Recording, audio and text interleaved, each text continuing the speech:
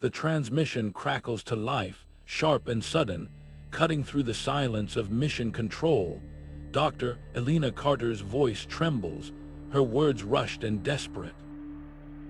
"This is Moon Base Alpha. Do you copy? Something's here. It's not human. It's not from here." Her breath hitches, the sound of metal scraping against metal echoing in the background. "The samples, we shouldn't have brought them back. It's in the walls." Her voice breaks, dissolving into a choked whisper. Then static, the room falls silent, the weight of her words hanging heavy in the air.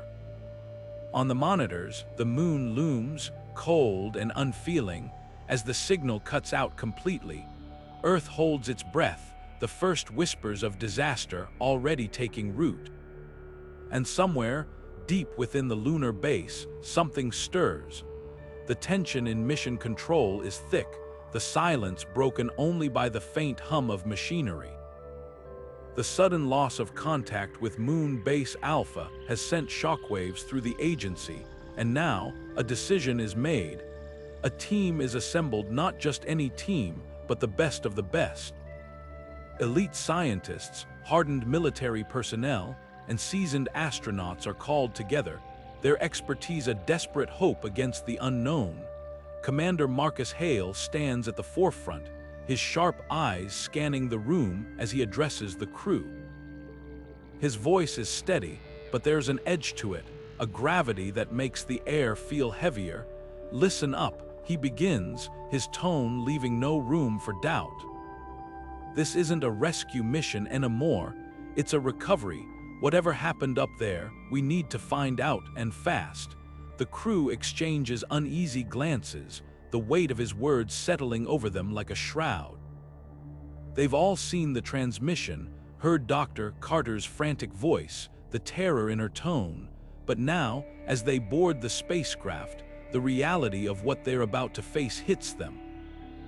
The moon, once a symbol of human achievement, now feels like a distant, ominous presence. Its pale surface glows faintly in the viewport, a silent reminder of the isolation awaiting them. Inside the spacecraft, the atmosphere is tense. The hum of the engines fills the cabin, but it does little to drown out the unease. Each member of the team is lost in their own thoughts, their minds racing with questions they can't answer. What could have caused the base to go silent? What was Dr. Carter trying to warn them about? And most chilling of all, what is waiting for them on the moon? As the spacecraft hurtles closer to its destination, Commander Hale's words echo in their minds. This isn't a rescue, it's a recovery. The distinction is stark, and it leaves little room for optimism. The moon looms larger in the viewport, its craters and shadows taking on a sinister quality. The team braces themselves, knowing that whatever they find, it will change everything.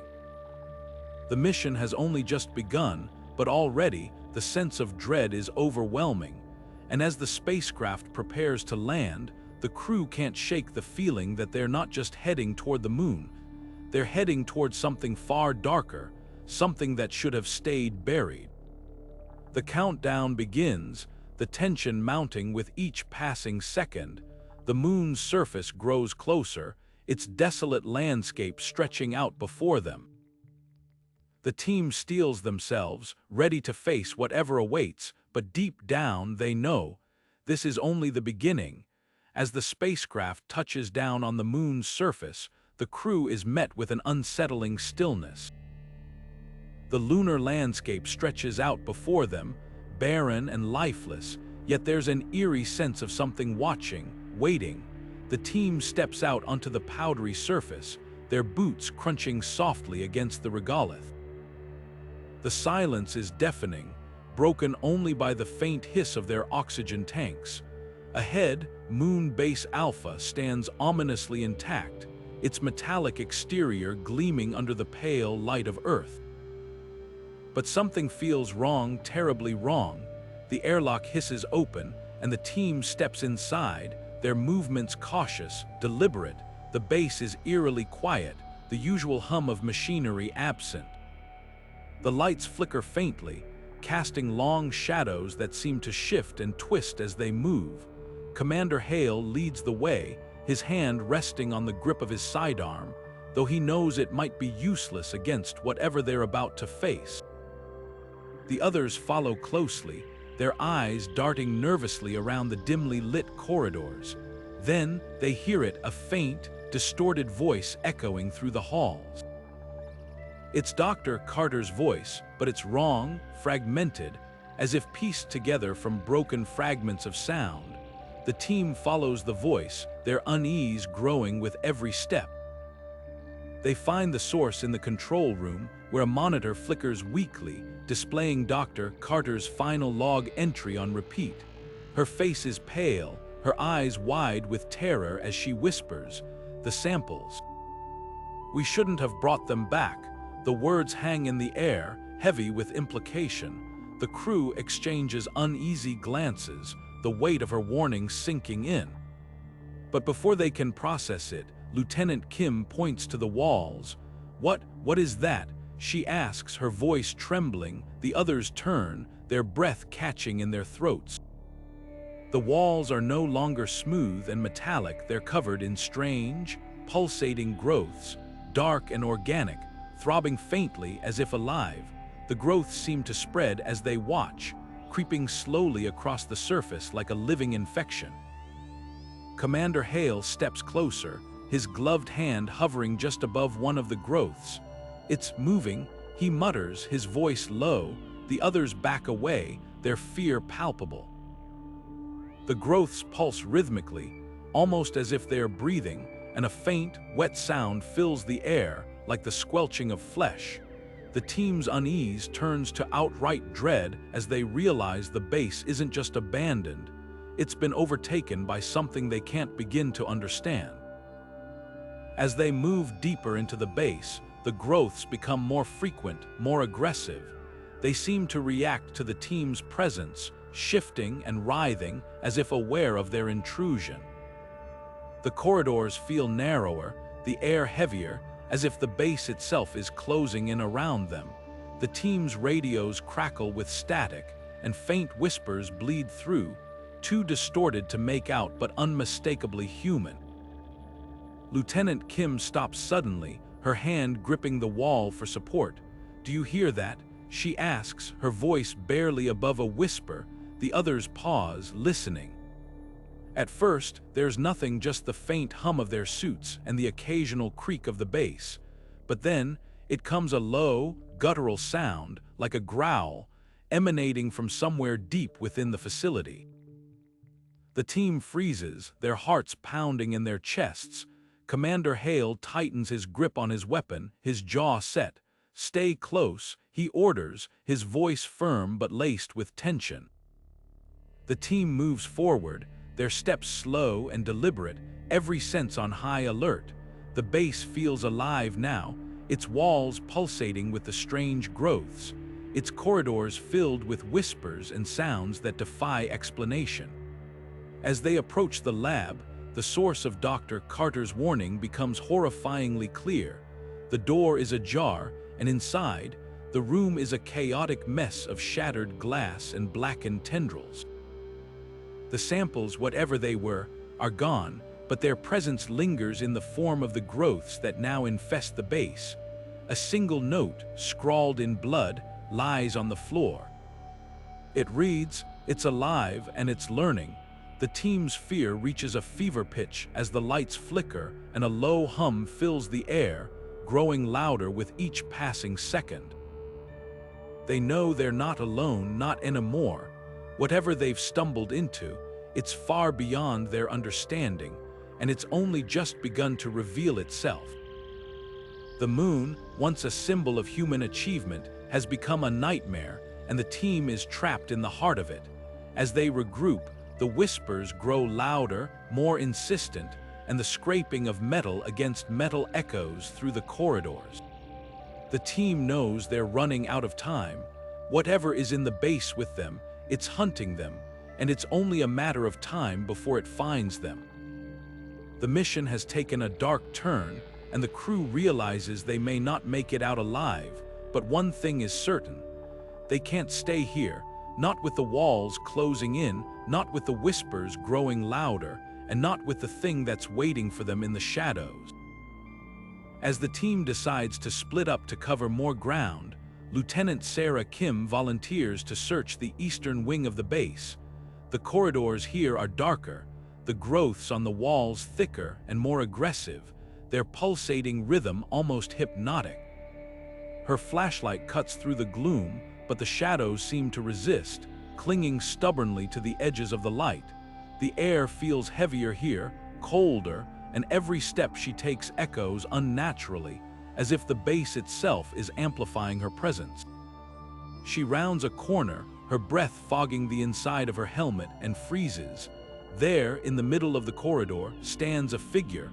At first, she thinks it's one of her teammates, but as her light falls on it, her stomach drops. The figure is humanoid, but wrong. Its body is fused with the lunar rock, its limbs twisted and elongated, its skin a patchwork of stone and flesh. Its head turns slowly, and she sees its eyes hollow, black voids that seem to pull her in, drowning her in a sea of dread. For a moment, they lock eyes, and she feels a wave of nausea wash over her. The figure doesn't move, doesn't speak, but its presence is overwhelming, a suffocating weight pressing down on her chest. She takes a step back, her hand instinctively reaching for her sidearm, but the figure doesn't react. It simply watches her, its expression unreadable, its hollow eyes boring into her soul. Then, in the blink of an eye, it's gone. One moment it's there, the next it vanishes into the shadows, leaving nothing but a faint, wet sound in its wake. Kim stumbles back, her heart pounding so hard she can feel it in her throat. She scans the corridor, her flashlight darting frantically from wall to wall, but there's no sign of the figure. Her radio crackles, and Commander Hale's voice breaks through the static. "Kim, report, what's your status?"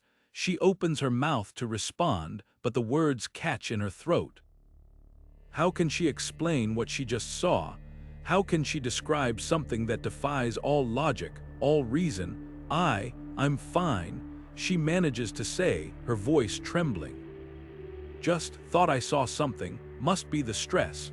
But deep down, she knows it wasn't stress, that thing was real and it was watching her. The thought sends a shiver down her spine, and she can't shake the feeling that it's still there, lurking just out of sight, waiting for the right moment to strike. As she continues down the corridor, her steps are slower, more cautious. Every shadow feels alive, every sound amplified. The base no longer feels like a structure. It feels like a living, breathing entity, and she's an intruder in its domain.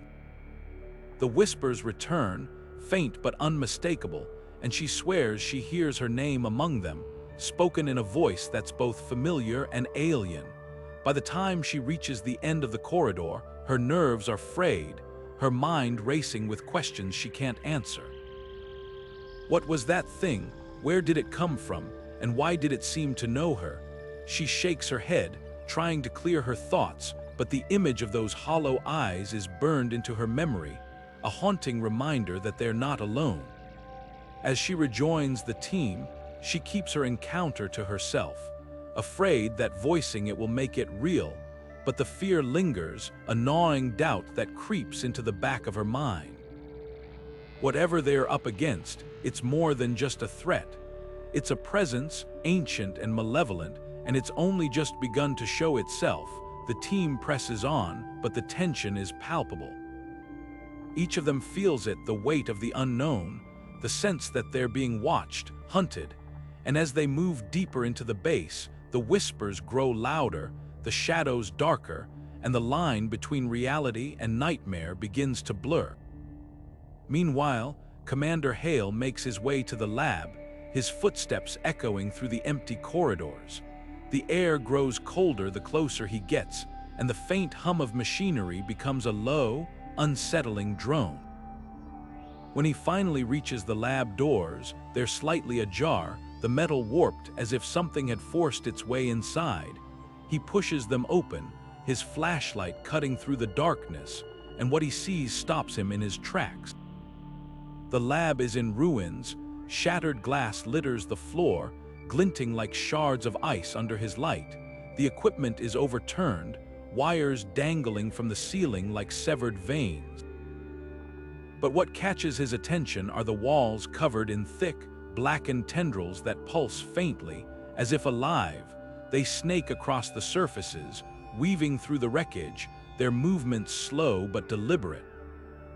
The air smells metallic, like blood, and something else, something sharp and acrid that makes his throat burn. Hale steps inside, his boots crunching on the broken glass. His light catches something on the far wall, and he moves closer, his heart pounding. There, scrawled in what looks like dried blood, are the words, "It's alive and it's learning." The handwriting is jagged, frantic, as if the person who wrote it was in a hurry or terrified. He stares at the message, his mind racing. What does it mean? What's alive and what's it learning? Before he can process the questions, the lights above him flicker, casting the room in erratic bursts of light and shadow. The hum grows louder, vibrating through the floor and into his bones. It's not just a sound, it's a presence, something ancient and vast, and it feels like it's watching him. Hale's hand instinctively goes to his sidearm, but he doesn't draw it. He knows, deep down, that a weapon won't help him here. Whatever this is, it's beyond bullets and blades. He scans the room again, his light catching on something in the corner. A shattered containment unit. The glass is thick, designed to hold something dangerous, but now it's broken, the contents spilled across the floor. He crouches down, examining the debris. Among the shards is a strange, gelatinous substance, black and oily, that seems to shift and writhe under his light. It's unlike anything he's ever seen, not a liquid, not a solid, but something in between. He reaches out to touch it, then stops himself. Something about it feels wrong, like it's alive and aware, waiting for him to make a mistake. The hum grows louder, almost deafening now, and the lights flicker faster, plunging the room into near darkness. Hale stands, his breath quickening, and backs toward the door. He doesn't know what's happening, but he knows he needs to get out of here. As he turns to leave, he hears something. A faint, wet sound, like something moving through the tendrils on the walls. He doesn't look back, he can't. The fear is too strong, too primal, and it drives him forward, out of the lab and into the corridor. The hum follows him, echoing in his ears, and the lights continue to flicker, casting long, jagged shadows that seem to reach for him as he runs. By the time he reaches the others, his chest is heaving, his mind a whirlwind of questions and dread. He doesn't tell them what he saw, not yet. He needs time to process it, to make sense of the chaos. But one thing is clear, whatever they're dealing with, it's far more dangerous than they ever imagined. The lab wasn't just destroyed, it was consumed, and whatever did it is still out there, growing, learning, and waiting. As the team regroups, the tension is thicker than ever. The whispers return, louder now, more insistent, and the shadows seem to close in around them. The base no longer feels like a structure, it feels like a trap, and they are the prey. Hale knows they need to act fast, but every second they spend here brings them closer to something they can't escape. The question isn't just how to survive, it's whether they'll even recognize themselves by the time it's over. As the team gathers in the dimly lit control room, the weight of their situation presses down on them like the cold, unyielding grip of the lunar surface itself. The air is thick with tension, each breath feeling heavier than the last. Lieutenant Kim breaks the silence, her voice trembling as she recounts her encounter with the humanoid figure. It wasn't just a shadow, she says, her eyes darting to the corners of the room. It was, watching me, like it knew what I was thinking. Commander Hale listens, his expression grim. He doesn't share the details of what he saw in the lab, not yet. but the words scrawled on the wall echo in his mind. It's alive and it's learning. He knows they're running out of time. Before he can speak, the intercom crackles to life, startling everyone. Dr. Carter's voice fills the room, distorted and broken, as if it's being pulled through layers of static. "You shouldn't have come," she says, her tone hollow, almost mechanical. It's too late. The words hang in the air, heavy and final, before the intercom cuts out. For a moment, no one moves. Then, the lights flicker once, twice, and plunge the base into complete darkness. The hum that had been a constant background noise suddenly surges, vibrating through the walls and floor, as if the entire structure is alive. Someone curses under their breath, and the sound of equipment being knocked over echoes in the blackness. "Stay calm," Hale orders, his voice steady despite the fear clawing at the edges of his mind. He fumbles for his flashlight, its beam cutting through the darkness like a lifeline. The others follow suit, their lights creating a patchwork of illumination that only deepens the shadows around them. As they adjust to the darkness, the whispers begin. At first, they're faint, almost imperceptible, like the rustle of fabric or the distant echo of footsteps. But soon they grow louder, more distinct. The voices are fragmented, overlapping, a cacophony of words that don't quite make sense. Some sound human, others not. "Do you hear that?" Kim asks, her voice barely above a whisper. She's clutching her flashlight so tightly her knuckles are white. It's not just one. There are more of them. Hale doesn't respond. He's too focused on the sound of scraping metal, a rhythmic, deliberate noise that seems to be coming from the vents above them. It's slow at first, then faster, as if whatever's making it is gaining speed or confidence. The team instinctively moves closer together, their backs forming a tight circle. The darkness feels alive, pressing in on them from all sides. The whispers grow louder, more insistent, and the scraping metal becomes a deafening roar. Then silence. For a heartbeat, there's nothing but the sound of their breathing, ragged and uneven.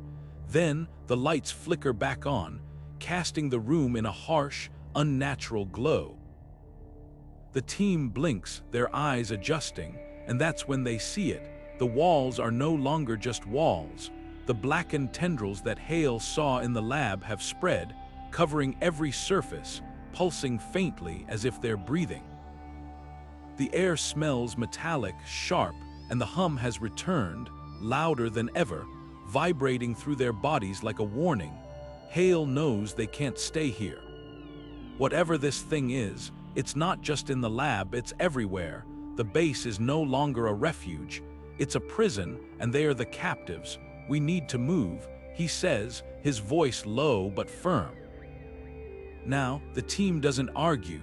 They grab what little equipment they can carry and follow Hale out of the control room, their footsteps echoing through the corridors.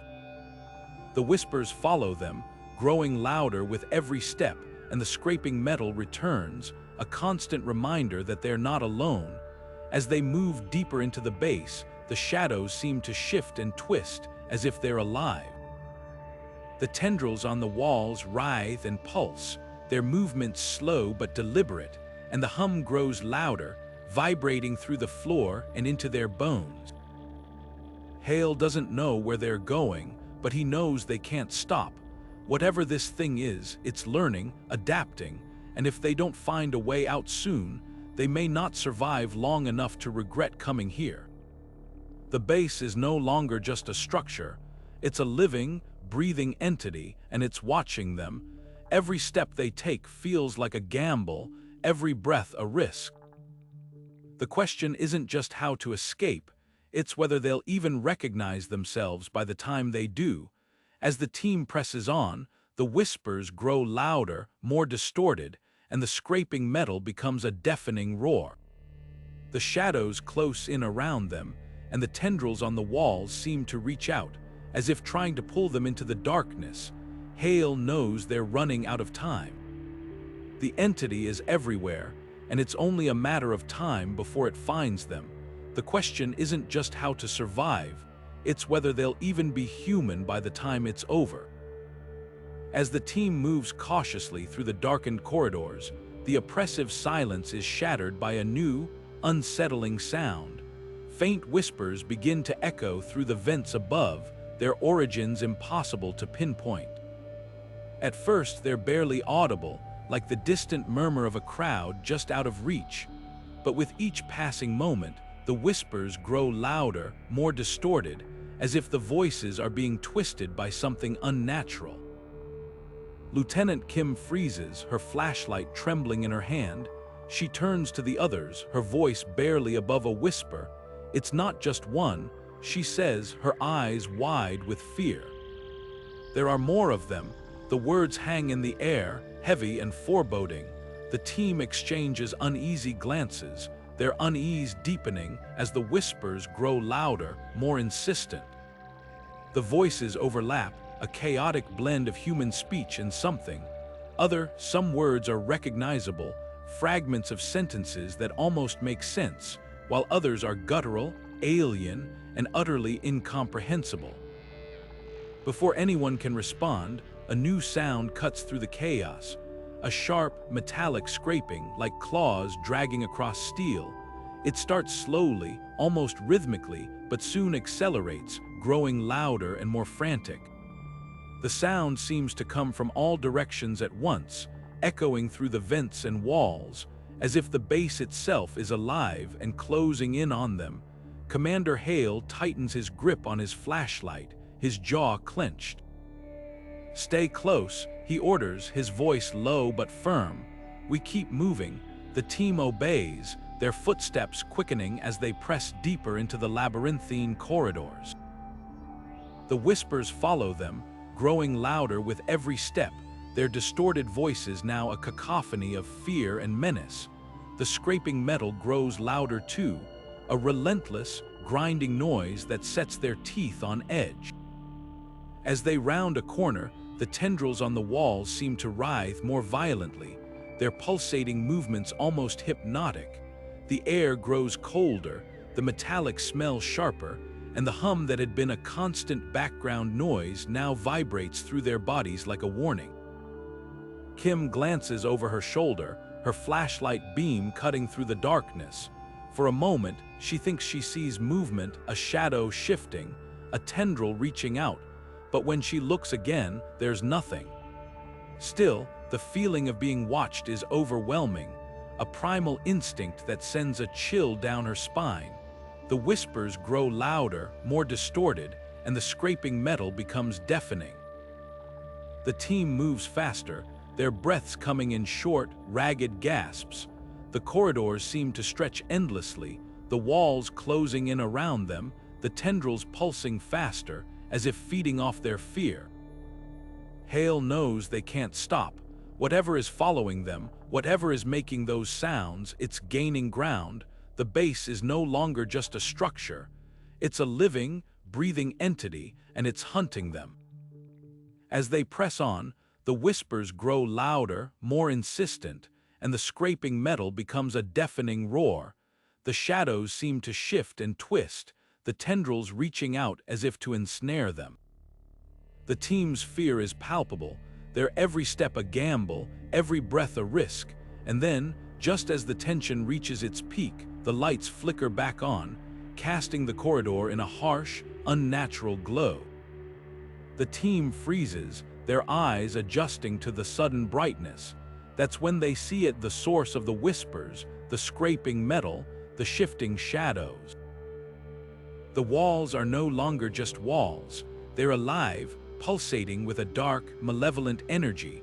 The tendrils writhe and twist, their movements slow but deliberate, and the whispers grow louder, more distorted, as if the walls themselves are speaking. Hale knows they're running out of time. The entity is everywhere, and it's only a matter of time before it finds them. The question isn't just how to survive, it's whether they'll even be human by the time it's over. As the team presses on, the whispers grow louder, more distorted, and the scraping metal becomes a deafening roar. The shadows close in around them, and the tendrils on the walls seem to reach out, as if trying to pull them into the darkness. Hale knows they're running out of time. The entity is everywhere, and it's only a matter of time before it finds them. The question isn't just how to survive, it's whether they'll even be human by the time it's over. As the team stumbles forward, the harsh glow of the flickering lights suddenly intensifies, bathing the corridor in a blinding, unnatural radiance. The air crackles with energy, and the hum that had been a constant background noise now rises to a deafening crescendo. The walls seem to shudder, the tendrils writhing violently as if in response to some unseen command. Then, with a deafening crack, the power surges, and the lights flare brighter than ever before. For a moment, the entire base is illuminated in stark, unforgiving detail, and that's when they see it, the entity's true form. It's a grotesque, shifting mass of lunar rock and organic matter, its surface pulsating with a sickly, bioluminescent glow. Tendrils of blackened, sinewy material lash out from its core, twisting and coiling like serpents. The mass seems to defy gravity, hovering just above the ground, its form constantly shifting, as if it's struggling to hold itself together.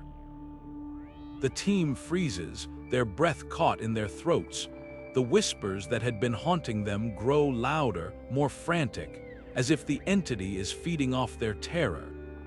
The scraping metal sound reaches a fever pitch, echoing through the corridor like a death knell. Before anyone can react, one of the tendrils lashes out with terrifying speed, wrapping itself around a crew member's leg. The man, Private Daniels, lets out a strangled cry as he's yanked off his feet, his flashlight clattering to the ground. The team scrambles to help him, but it's too late. The tendril drags Daniels toward the mass, his screams echoing through the corridor.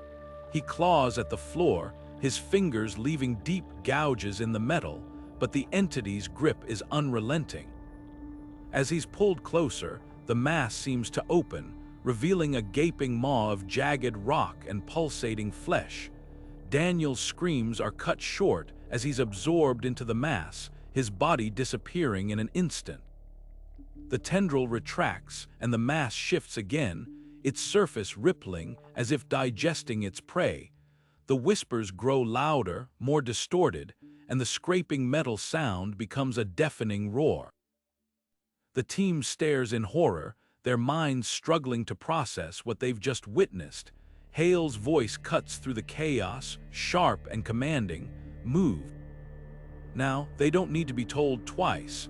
The team breaks into a run, their footsteps echoing through the corridor as the entity's tendrils lash out again, narrowly missing them. The walls seem to close in around them, the tendrils on the surface writhing more violently than ever. Kim glances over her shoulder, her heart pounding in her chest. The entity is following them, its mass shifting and undulating as it moves, its tendrils reaching out like the arms of some monstrous predator. The whispers grow louder, more insistent, their distorted voices now a cacophony of fear and menace. As they round a corner, the lights flicker again, plunging the corridor into darkness. The team stumbles, their flashlights cutting through the blackness, but the entity is relentless. The scraping metal sound grows louder, more frantic, and the whispers become a deafening roar. Hale knows they're running out of time. The entity is everywhere, and it's only a matter of time before it catches them. The question isn't just how to survive, it's whether they'll even be human by the time it's over. As they press on, the whispers grow louder, more distorted, and the scraping metal becomes a deafening roar. The shadows close in around them, and the tendrils on the walls seem to reach out, as if trying to pull them into the darkness. Hale knows they're running out of time. The entity is everywhere, and it's only a matter of time before it finds them. The question isn't just how to survive, it's whether they'll even be human by the time it's over. As the team bursts into the control room, their breaths ragged and hearts pounding. Hale slams the door shut behind them. The sound of the entity's tendrils scraping against the walls outside is deafening, a constant reminder of the nightmare just beyond the barrier. Kim rushes to the control panel, her hands trembling as she activates the emergency lockdown. The heavy metal shutters descend with a metallic clang, sealing them inside. For a moment, there's silence, a fragile, fleeting reprieve, but it doesn't last. The whispers begin again, faint at first, like a distant echo. Then they grow louder, more distinct. The team freezes, their eyes darting around the room. The voice is familiar, too familiar. It's Hale's voice, but it's not coming from him. You can't escape. It says, cold and mocking. The words hang in the air, sending a chill down their spines. Kim's voice follows, distorted and unnatural. You're already part of it. The team exchanges horrified glances, their panic escalating. The entity isn't just outside, it's in here with them, in their heads. The whispers grow louder, overlapping, a cacophony of their own voices twisted into something alien and menacing. It's learning, Hale mutters, his voice barely above a whisper. It's using us against ourselves. Before anyone can respond, the walls begin to crack. Thin fissures spiderweb across the surface, spreading rapidly. A low, guttural groan fills the room as the cracks widen, and a thick, black ichor begins to seep through. The substance pulses with a sickly glow, dripping onto the floor and pooling around their feet. The air grows heavy, suffocating, as the control room transforms into a nightmarish tableau. Kim stumbles back from the control panel, her face pale. The systems are failing, she says, her voice shaking. It's overriding everything, we're losing power. Hale clenches his fists, his mind racing. They're trapped, cut off from the outside world, and the entity is closing in. The whispers grow louder, more insistent, their voices now a chaotic blend of fear and malice. You can't hide, the entity taunts, its words echoing through the room. You're already part of it. The walls shudder, the cracks widening further. The black ichor flows faster, pooling around their boots and creeping up the walls. The control panels spark and fizzle, their screens flickering with distorted images of the team's faces, twisted and grotesque. The entity is everywhere, in the walls, in the air, in their minds. Hale grabs a wrench from the floor, his knuckles white as he grips it tightly. We need to hold it off, he says, his voice steady despite the terror in his eyes. We can't let it take us. But as the whispers grow louder and the walls continue to bleed, the team realizes the truth. The entity isn't just hunting them, it's assimilating them. The cracks in the walls mirror the fractures in their resolve, and the black ichor seems to pulse in time with their racing hearts. The control room, once a sanctuary, is now a prison. And the entity is the warden. As the lights flicker and the whispers reach a deafening crescendo, the team braces themselves for what comes next. The walls are closing in, the ichor rising, and the entity's voice echoes in their minds, a chilling reminder of their inevitable fate. You can't escape, you're already part of it. The shadows deepen, the air grows colder, and the team's hope begins to fade, but Hale's voice cuts through the chaos, sharp and defiant. Not yet, he says, his eyes blazing with determination. Not while I'm still breathing. The battle isn't over, but the cost of survival may be more than any of them are willing to pay. As the chaos in the control room reaches its peak, Hale's mind races, searching for a way to fight back against the entity that has consumed their sanctuary. The whispers grow louder, the walls bleed thicker, and the air feels heavier with every passing second. Hale's eyes dart to the reactor control panel, its screen flickering with erratic energy readings. A desperate idea takes shape in his mind, one born of necessity and the faintest glimmer of hope. We overload the reactor, Hale says, his voice cutting through the cacophony of whispers. The team turns to him, their faces a mix of fear and disbelief.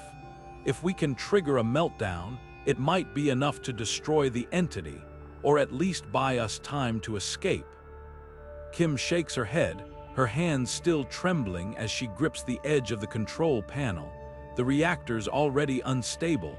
If we push it too far, the whole base could go up, and us with it. Hale's jaw tightens. We don't have a choice. It's either that or let it take us. I'd rather go out fighting.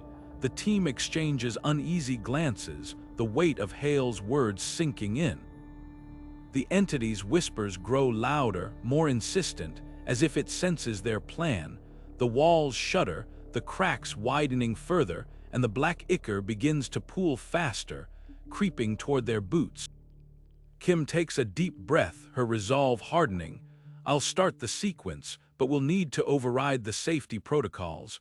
It's going to take time. Hale nods, his grip tightening on the wrench in his hand. Do it, I'll hold it off as long as I can. As Kim begins typing furiously on the control panel, the room seems to come alive around them. The whispers shift, morphing into a low, guttural growl that reverberates through the walls. The entity's presence feels heavier now, more oppressive, as if it's aware of their defiance. Suddenly, the intercom crackles to life, and Dr. Carter's voice fills the room, calm, cold, and utterly devoid of emotion. You're wasting your time, she says, her words sending a chill through the team. It's not just here, it's everywhere. The team freezes, their eyes locking on the intercom speaker. Hale's voice is barely a whisper. What do you mean, everywhere? Dr. Carter's voice continues, her tone almost pitying. The moon, it's alive. The entity isn't just in the base, it's in the rock, the dust, the very fabric of this place. You can't destroy it, you can't escape it, it's part of everything. The words hang in the air, heavy and suffocating.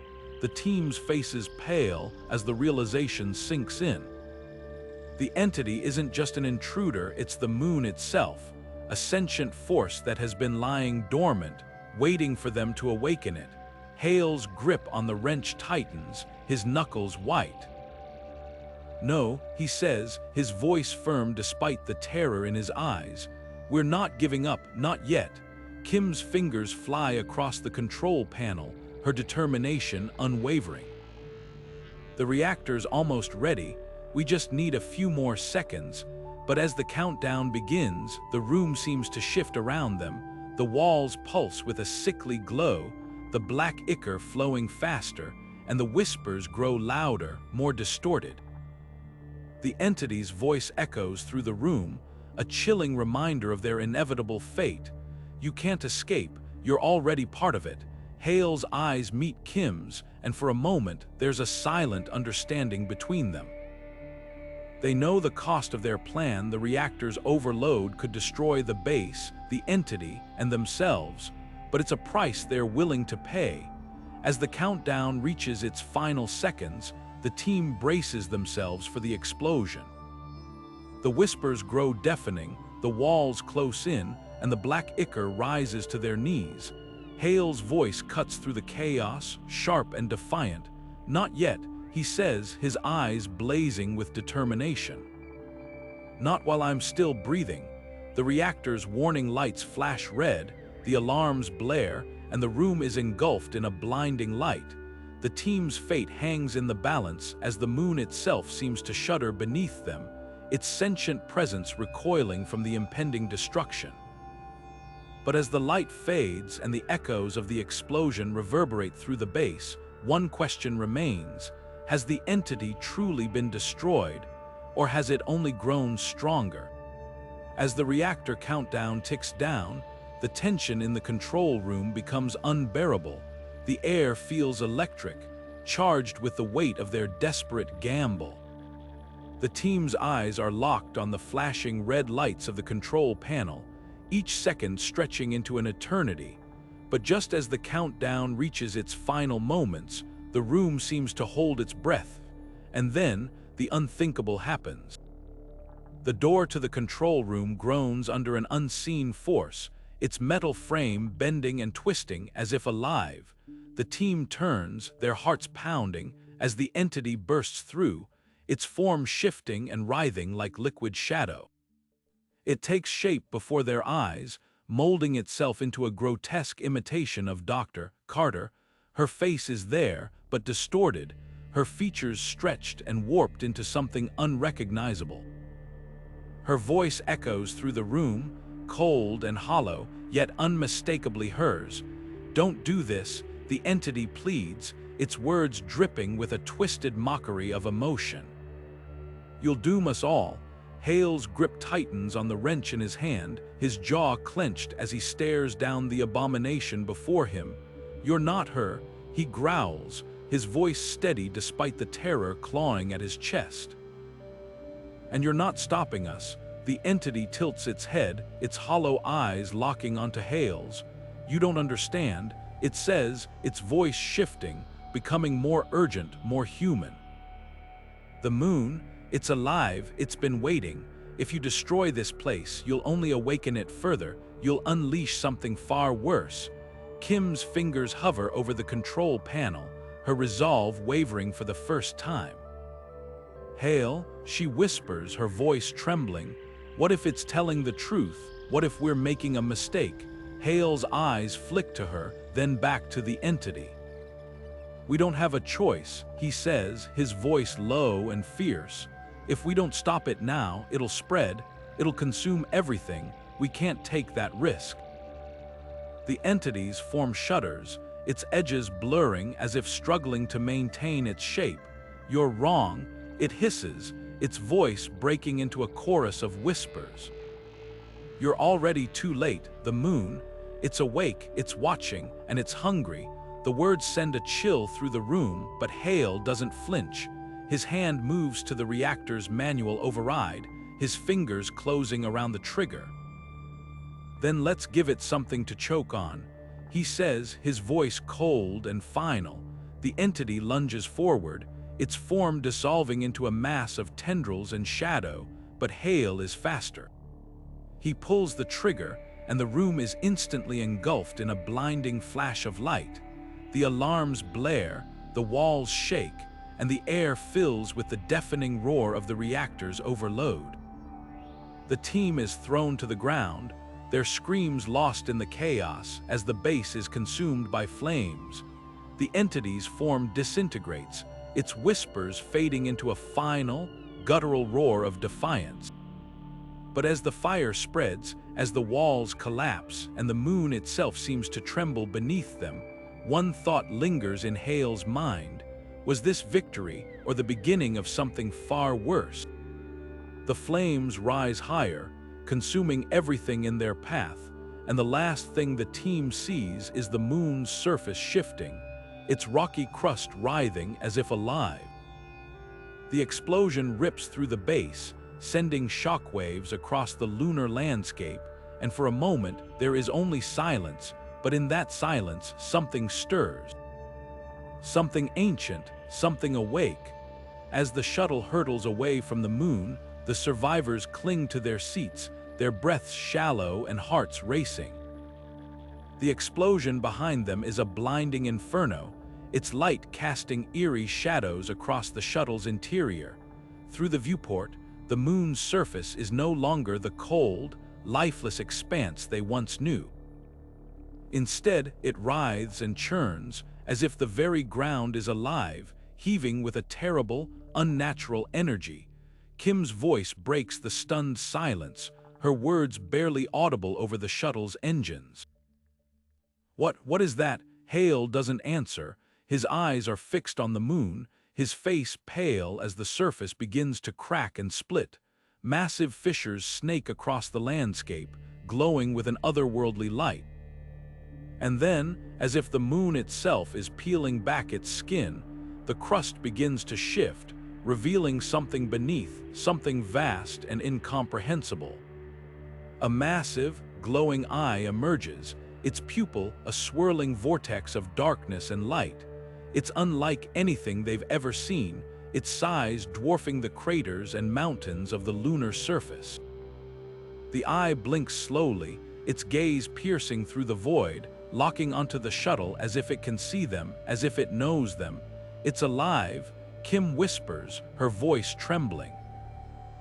"The moon, it's alive." Hale's hands tighten on the controls, his knuckles white. "Keep us steady," he mutters, though his voice betrays the fear clawing at his chest. "We're not out of this yet." The shuttle shudders as a shockwave ripples through space, the force of the moon's transformation sending tremors across the lunar landscape. The eye shifts, its gaze following the shuttle as it speeds away, and for a moment it seems to narrow, as if in recognition, or perhaps in warning. "It's not just watching us," Kim says, her voice rising in panic. It's reacting. It knows we're here, it knows what we did." Hale doesn't respond, his mind races, trying to make sense of the impossible, the moon a sentient being. The thought is absurd, yet the evidence is undeniable. The glowing eye, the shifting surface, the way it seems to respond to their presence, it's all too real. As the shuttle gains distance, the moon's surface continues to writhe, the eye growing larger, more defined. Tendrils of light extend from its edges, reaching out like grasping fingers, as if trying to pull the shuttle back. The survivors watch in horrified silence, their minds struggling to process the enormity of what they are witnessing.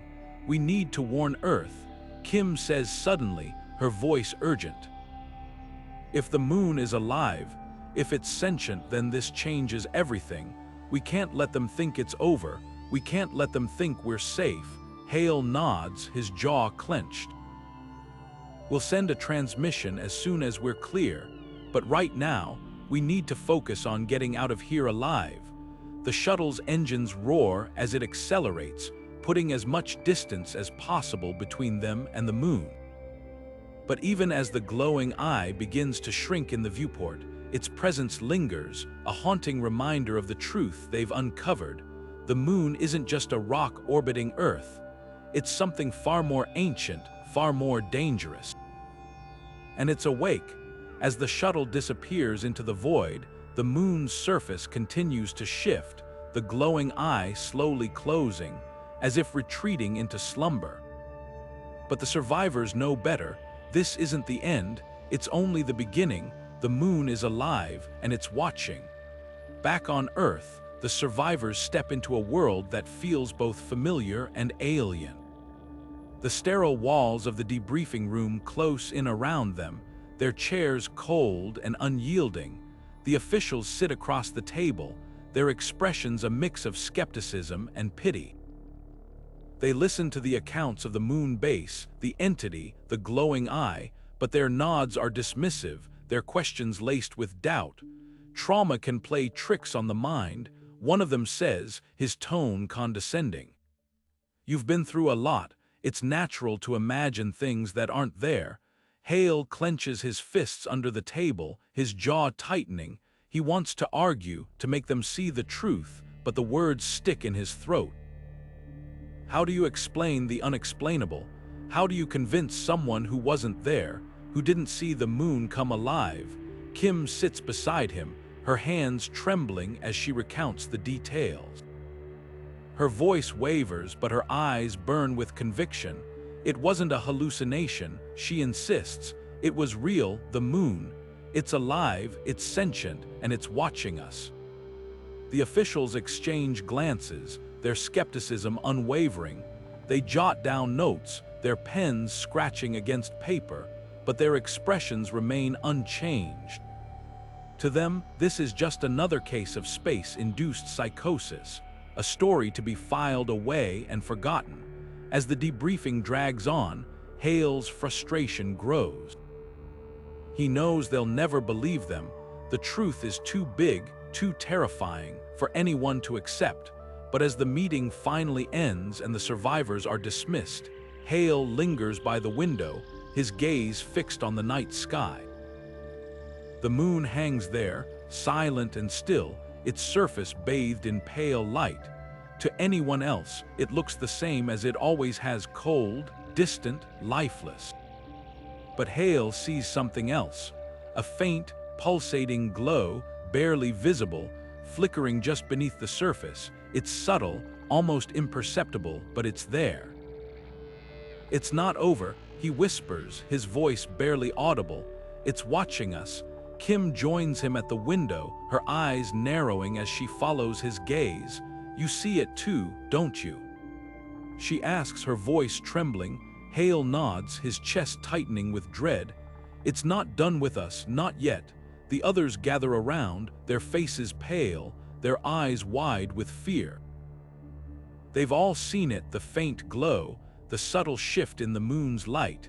It's a reminder of what they've witnessed, a silent warning that the nightmare isn't over. As the group disperses, Hale stays by the window, his mind racing. He knows they can't ignore this. They can't pretend it didn't happen. The moon is alive, and it's watching.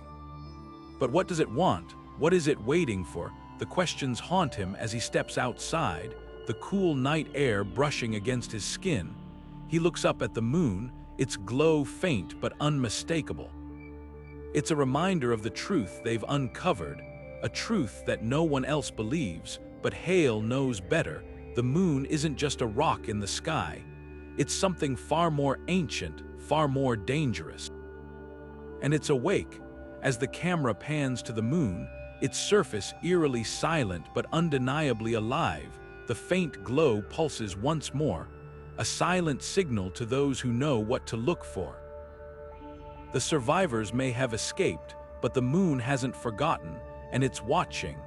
As the survivors retreat into the shadows of their lives, trying to piece together some semblance of normalcy, the world remains oblivious to the truth.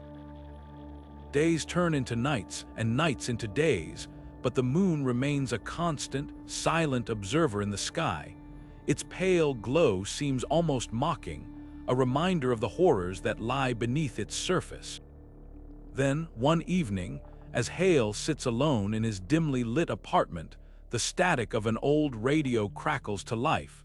At first, he thinks it's just interference, a glitch in the signal. But then, a voice cuts through the noise, a voice he knows all too well.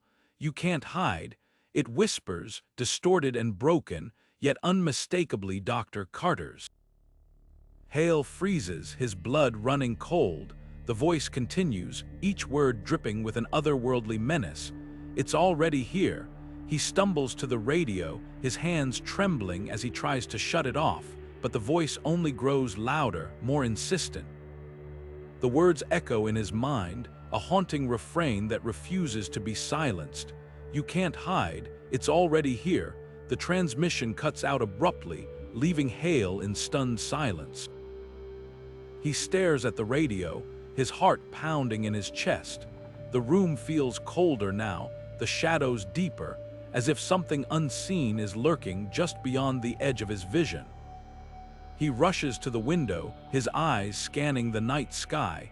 The moon hangs there, its surface eerily still, but the faint glow he's come to dread pulses faintly, almost imperceptibly.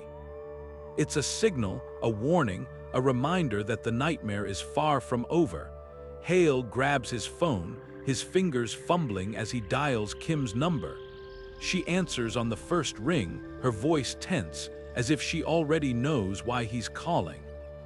"Did you hear it?" she asks, her voice barely above a whisper. "Yes," Hale replies, his voice shaking. "It's her, it's Carter, but it's not her, it's something else." Kim's breath hitches on the other end of the line. "What do we do?"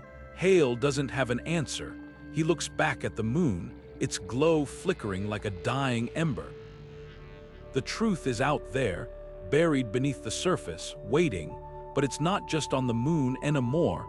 It's here on Earth, in the shadows, in the static, in the whispers that haunt the edges of their minds. The screen fades to black, leaving only the faint sound of static and the echo of Dr. Carter's voice. "You can't hide, it's already here." The words linger, a chilling reminder that the moon's dark secret is no longer confined to the void of space. It's here among us, watching, waiting, and there's no escape. If you enjoyed this journey into the unknown, don't forget to like, subscribe, and hit the notification bell for more chilling tales from the cosmos. The moon may be silent, but the stories it holds are far from over. Stay curious and stay vigilant because the truth is out there, and it's closer than you think.